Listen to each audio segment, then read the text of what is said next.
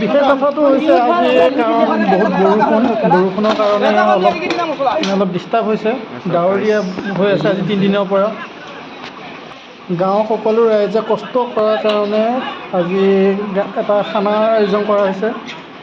এই কামখিনি শেষ হোৱাৰ পিছতে আমাৰ খানাটো ব্যৱস্থা হ'ব আৰু বহুতে অলপ সহায় কৰিছে খানা পানীৰ কাৰণে, অলপ পানী যোগান যথেষ্টখিনি ৰাইজে সহায় কৰিছে, সেইটো কাৰণে ভাল লাগিছে।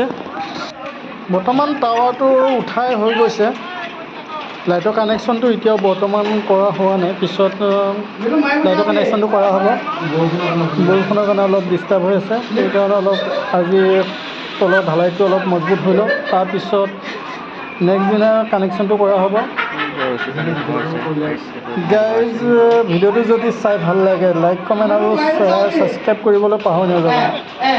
আপোনালোকৰ দুৱা আশীৰ্বাদত নেক্সট ভিডিঅ' আপোনালোকৰ ভালদৰে দেখাব পাব। আহি আছে নতুন নতুন ভিডিঅ' আপোনালোকে উপভোগ কৰিব পাব।